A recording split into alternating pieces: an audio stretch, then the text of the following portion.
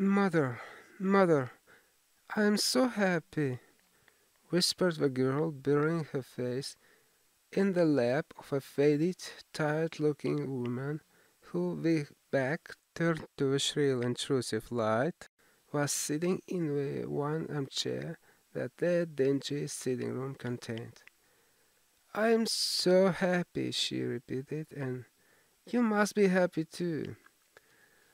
Mrs. Swain winced and put her thin, bismuth, widened hands on her daughter's head. "Happy," she echoed. "I'm only happy, Sybil, when I see you act. You must not think of anything but your acting. Mr. Sachs has been very good to us, and we owe him money." The girl looked up and pouted. "Money, mother," she cried. "What does money matter? Love is more than money. Mr. Sachs has advanced us £50 to pay off our debts, and to get a proper outfit for James. You must not forget that, Sybil. £50 is a very large sum. Mr. Sachs has been most considerate." "He is not a gentleman, mother, and I hate the way he talks to me," said the girl, rising to her feet and going over to the window. "I don't know how we could manage without him," answered the elder lady querulously. Sybil Vane tossed her head and laughed. "We don't want him any more, mother. Prince Charming rules life for us now." Then she paused. A rose shook in her blood and shadowed her cheeks. Quick breath parted the petals of her lips. She trembled. Some softened wind of passion swept over her and stirred the dainty folds of her dress. "I love him," she said simply. Foolish child," was the parrot phrase flung in answer. The waving of crooked, false-jeweled fingers gave grotesqueness to the words. The girl laughed again. The joy of a caged bird was in her voice. Her eyes caught the melody and echoed it in radiance, then closed for a moment as though to hide their secret. When they opened, the mist of dream had passed across them. Thin-lipped wisdom spoke at her from the worn chair, hinted at prudence, quoted from the look of cowardice whose author apes the name of common sense. She did not listen. She was free in her prison of passion. Her Prince Charming, was with her. She had called on memory to remake him. She had sent her soul to search for him, and it had brought him back.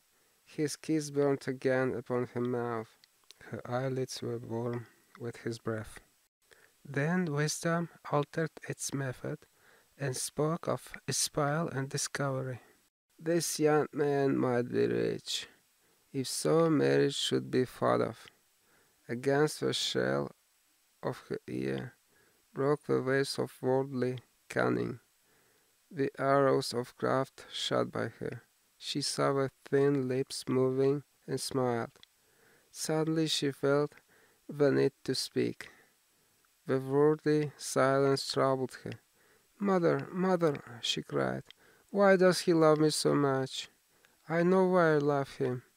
I love him because he is like what love himself should be. But what does he see in me? I am not worthy of him, and yet, why I cannot tell, though I feel so much beneath him. I don't feel humble. I feel proud, terribly proud. Mother, did you love my father as I love Prince Charming?" The elder woman grew pale beneath the coarse powder that topped her cheeks, and her dry lips twitched with a spasm of pain. Sybil rushed to her, flung her arms round her neck, and kissed her. "Forgive me, mother. I know it pains you to talk about our father." but it only pains you because you loved him so much. Don't look so sad. I'm as happy today as you were 20 years ago. Ah, let me be happy forever. My child, you are far too young to think of falling in love. Besides, what do you know of this young man? You don't even know his name. The whole thing is most inconvenient, and really, when James is going away to Australia, and I have so much to think of, I must say that you should have shown more consideration. However, as I said before, if he is rich... Ah, mother, mother, let me be happy. Mrs. Swain glanced at her, and with one of those false theatrical gestures that so often become a mode of second nature to stage player, clasped her in her arms. At this moment the door opened, and a young lad with rough brown hair came into the room. He was thick-set of figure, and his hands and feet were large and somewhat clumsy in movement. He was not so finely bred as his sister. One would hardly have guessed the close relationship that existed between them. Mrs. Van fixed her eyes on him and intensified the smile. She mentally elevated her son to the dignity of an audience. She felt sure that the tableau was interesting. "You might keep some of your kisses for me, Sybil, I think," said the lad, with a good-natured grumble. "Ah, but you don't like being kissed, Jim," she cried. "You are a dreadful old bear," and she ran across the room and hugged him. James then looked into his sister's face with tenderness. "I want you to come out with me for a walk, Sybil. I don't suppose I shall ever see this horrid London again. I'm sure I don't want to." "My son, don't say such dreadful things," murmured Mrs. Wayne, taking up a tawdry theatrical dress with a sigh and beginning to patch it. She felt a little disappointed that he had not joined the group. It would have increased the theatrical picturesqueness of the situation. "Why not, mother? I mean it." "You pain me, my son. I trust you will return from Australia in a position of affluence. I believe there is no society of any kind in the colonies. Nothing that I would call society. So when you have made your fortune, you must come back and assert yourself in London." "Society?" muttered the lad. "I don't want to know anything about that. I should like to make some money to take you and Sybil off the stage. I hate it."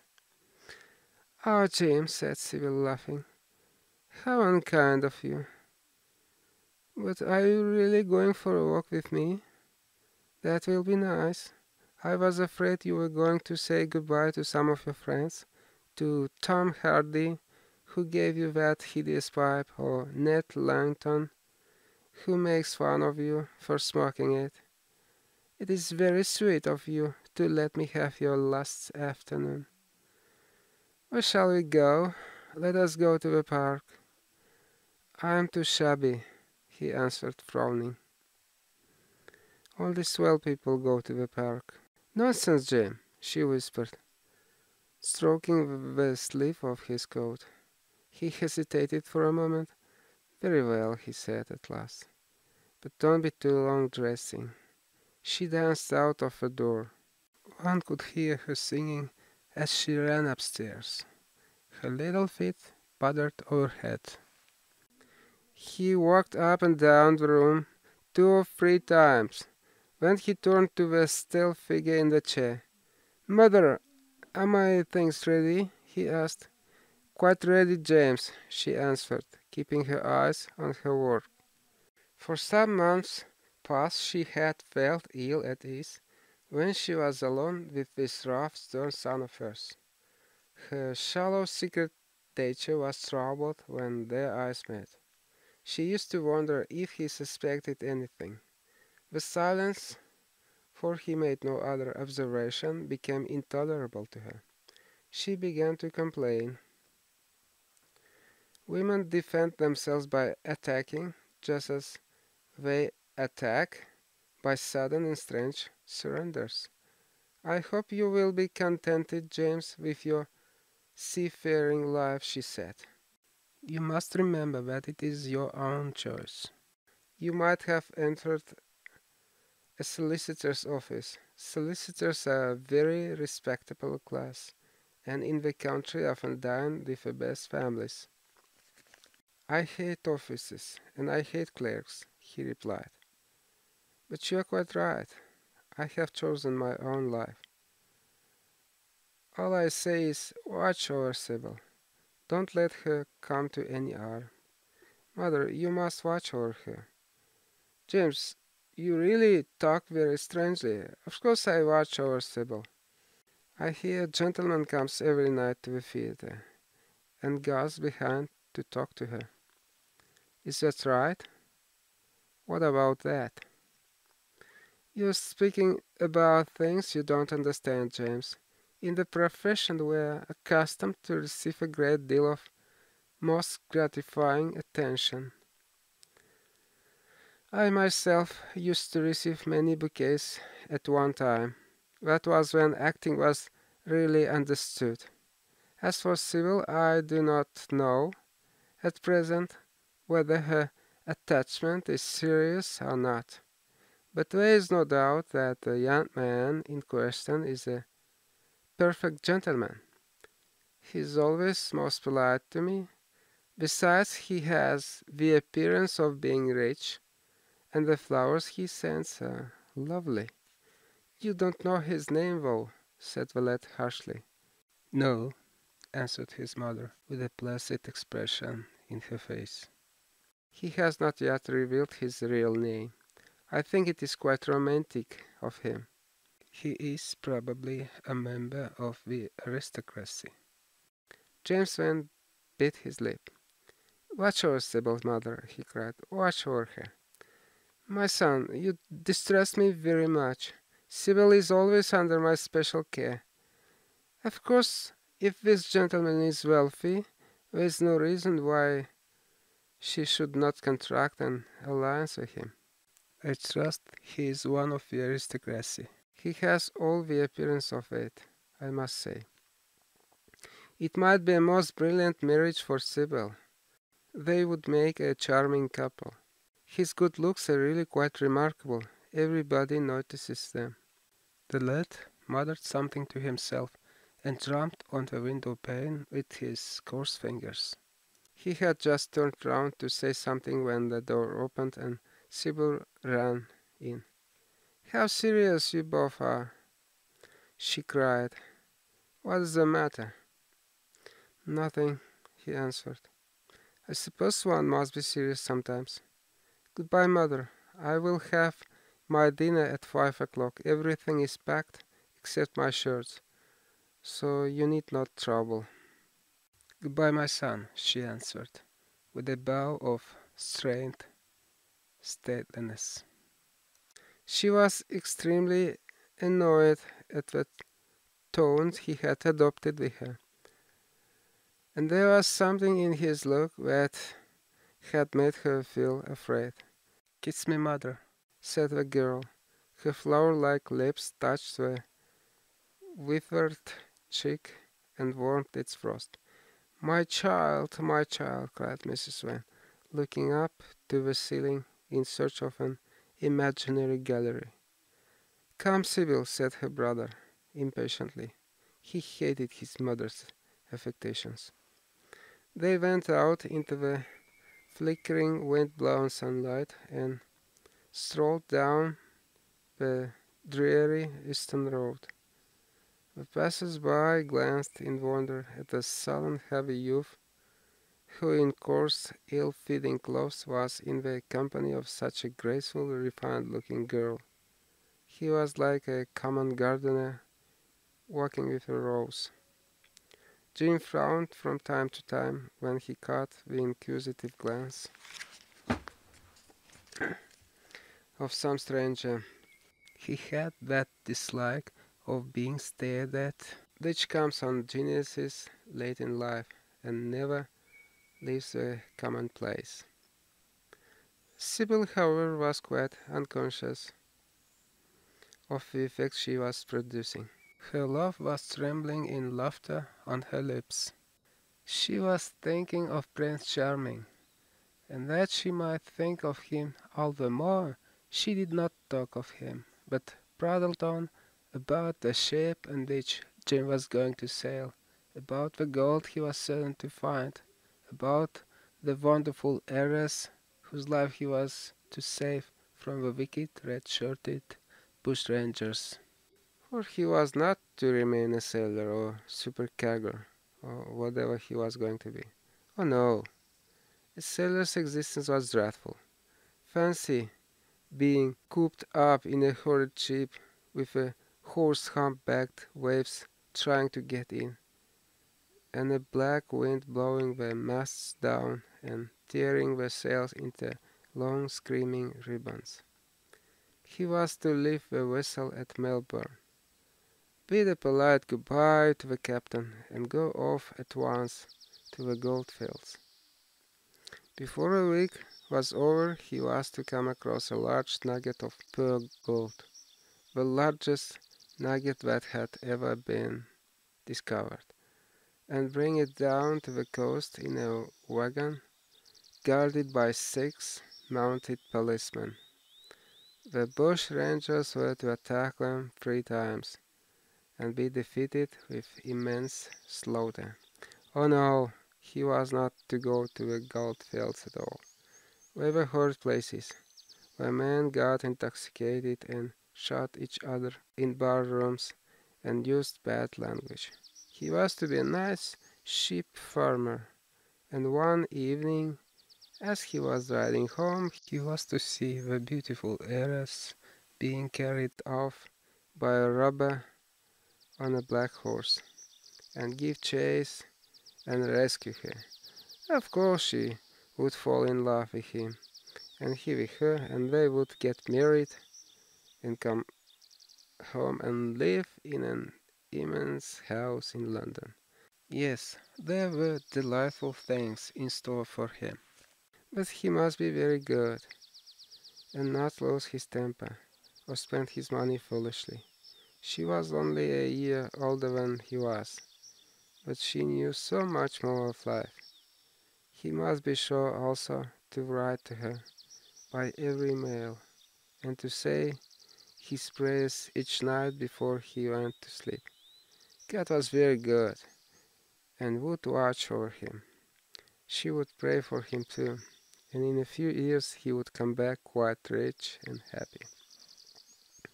But Ed listened sulkily to her, and made no answer. He was heartsick at leaving home. Yet it was not this alone that made him gloomy and morose. Inexperienced though he was, he had still a strong sense of the danger of Sybil's position. This young dandy who was making love to her could mean her no good. He was a gentleman, and he hated him for that. Hated him through some curious race instinct for which he could not account, and which for that reason was all the more dominant within him. He was conscious also of the shallowness and vanity of his mother's nature, and in that saw infinite peril for Sybil and Sybil's happiness. Children begin by loving their parents. As they grow older, they judge them, sometimes they forgive them. His mother, he had something on his mind to ask of her, something that he had brooded on for many months of silence. A chance phrase that he had heard at the theatre, a whispered sneer that had reached his ears one night as he waited at the stage door, had set loose a train of horrible thoughts. He remembered it, as if it had been the lash of a hunting crop across his face. His brows knit together into a wedge-like furrow, and with a twitch of pain he bit his underlip. "You are not listening to a word I am saying, Jim," cried Sybil, "and I am making the most delightful plans for your future. Do say something." "What do you want me to say?" "Oh, that you will be a good boy and not forget us," she answered, smiling at him. He shrugged his shoulders. "You are more likely to forget me than I am to forget you, Sybil." She flushed. "What do you mean, Jim?" she asked. "You have a new friend, I hear. Who is he? Why have you not told me about him?" "He means you no good." "Stop, Jim," she exclaimed. "You must not say anything against him. I love him." "Why, you don't even know his name," answered the lad. "Who is he? I have a right to know." "He is called Prince Charming. Don't you like the name?" "Oh, you silly boy. You should never forget it. If you only saw him, you would think him the most wonderful person in the world.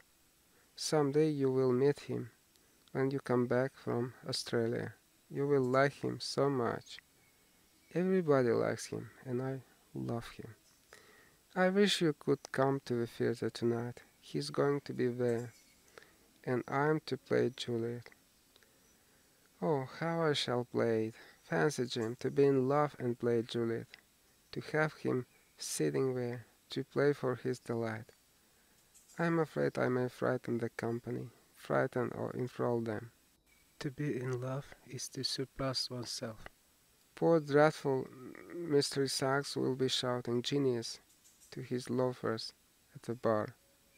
He has preached me as a dogma. Tonight he will announce me as a revelation. I feel it. And it is all his only, Prince Charming, my wonderful lover, my god of graces. But I am poor beside him. Poor? What does that matter? When poverty creeps in at the door, love flies in through the window. Our proverbs want rewriting. They were made in winter, and it is summer now, springtime for me. I think a very dance of blossoms in blue skies. "He's a gentleman," said Violet sullenly. "A prince," she cried musically. "What more do you want?" "He wants to enslave you." I shudder at the thought of being free. "I want you to beware of him. To see him is to worship him. To know him is to trust him. Sybil, you are mad about him." She laughed and took his arm. "You dear old Jim, you talk as if you were 100. Some day you will be in love yourself. Then you will know what it is. Don't look so sulky. Surely you should be glad to think that, while you are going away, you leave me happier than I have ever been before. Life has been hard for us both, terribly hard and difficult, but it will be different now. You are going to a new world, and I have found one. Here are 2 chairs. Let us sit down and see the smart people go by." They took their seats amidst a crowd of archers. The 2 beds across the road flamed like throbbing rings of fire. A white dust, tremulous cloud of orris root, it seemed, hung in the panting air. The brightly colored parasols danced and dipped like monstrous butterflies. She made her brother talk of himself, his hopes, his prospects. He spoke slowly and with effort. They passed words to each other as players at a game pass counters. Sybil felt oppressed. She could not communicate her joy. A faint smile, curving that sullen mouth, was all the echo she could win. After some time she became silent. Suddenly she caught a glimpse of golden hair and laughing lips, and in an open carriage with two ladies Dorian Gray drove past. She started to her feet. "There he is!" she cried. "Who?" said Jim Vane. "Prince Charming," she answered, looking after the Victoria. He jumped up and seized her roughly by the arm. "Show him to me. Which is he? Point him out. I must see him," he exclaimed. But at that moment the Duke of Berwick's 4-in-hand came between, and when it had left the space clear, the carriage had swept out of the park. "He is gone," murmured Sybil sadly. "I wish you had seen him. I wish I had, for as sure as there is a God in heaven, if he ever does you any wrong, I shall kill him." She looked at him in horror. He repeated his words. They cut the air like a dagger. The people round began to gape. A lady standing close to her tittered. "Come away, Jim, come away," she whispered. He followed her doggedly. As she passed through the crowd, he felt glad at what he had said. When they reached the Achilles statue, she turned round.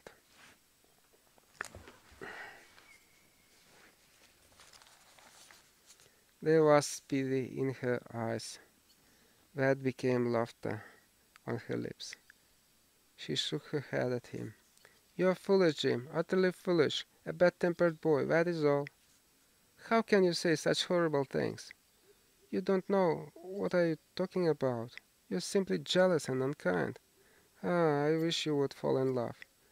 Love makes people good. And what you said was wicked." "I'm 16, he answered, "and I know what I am about. Mother is no help to you. She doesn't understand how to look after you. I wish now that I was not going to Australia at all. I have a great mind to chuck the whole thing up. I would if my articles hadn't been signed." "Oh, don't be so serious, Jim. You are like one of the heroes of those silly melodramas Mother used to be so fond of acting in. I'm not going to quarrel with you. I have seen him, and oh, to see him is a perfect happiness. We won't quarrel. I know you would never harm anyone I love, would you?" "Not as long as you love him, I suppose," was the sullen answer. "I shall love him forever," she cried, "and he forever too. He had better." She shrank from him. When she laughed and put her hand on his arm, he was merely a boy. At the Marble Arch they hailed an omnibus, which left them close to their shabby home in Eastern Road. It was after 5 o'clock, and Sybil had to lie down for a couple of hours before acting. Jim insisted that she should do so. He said that he would sooner part with her when their mother was not present. She would be sure to make a scene, and he detested scenes of every kind. In Sybil's own room they parted. There was jealousy in the lad's heart, and a fierce, murderous hatred of the stranger who, as it seemed to him, had come between them. Yet, when her arms were flung round his neck, and her fingers strayed through his hair, he softened and kissed her with real affection.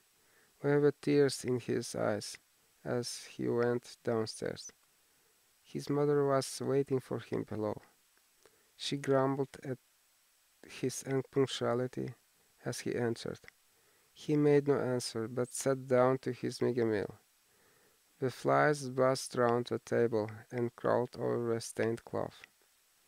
Through the rumble of omnibuses, and the clatter of street cabs. He could hear the droning voice devouring each minute that was left to him. After some time he thrust away his plate and put his hat in his hands. He felt that he had a right to know. It should have been told to him before, if it was as he suspected. Laden with fear, his mother watched him. Words dropped mechanically from her lips. A tattered lace handkerchief twitched in her fingers.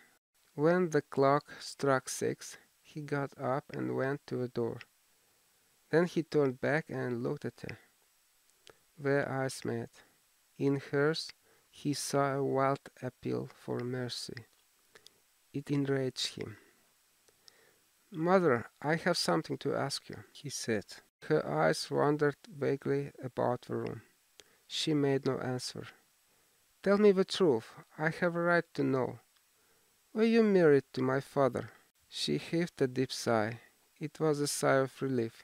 The terrible moment, the moment that night and day for weeks and months she had dreaded, had come at last. And yet she felt no terror. Indeed, in some measure, it was a disappointment to her. The vulgar directness of the question called for a direct answer. The situation had not been gradually led up to. It was crude. It reminded her of a bad rehearsal. "No," she answered, wondering at the harsh simplicity of life. "My father was a scoundrel then," cried the lad, clenching his fists. She shook her head. "I knew he was not free. We loved each other very much.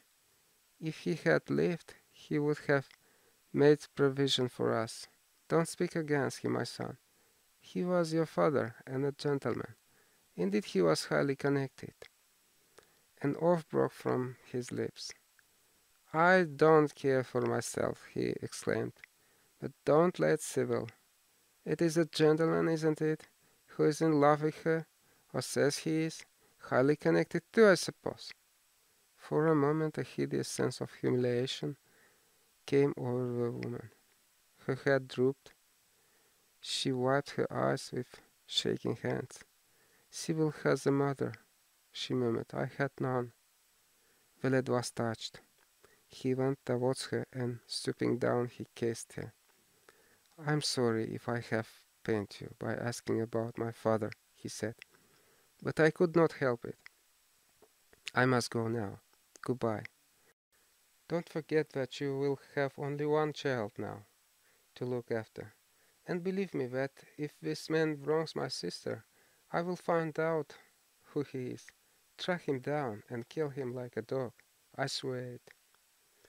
The exaggerated folly of the threat, the passionate gesture that accompanied it, the mad melodramatic words made life seem more vivid to her. She was familiar with the atmosphere. She breathed more freely, and for the first time for many months she really admired her son. She would have liked to have continued the scene on the same emotional scale, but he cut her short. Trunks had to be carried down and mufflers looked for. The lodging house drudged, bustled in and out. There was the bargaining with the cabman. The moment was lost in vulgar details.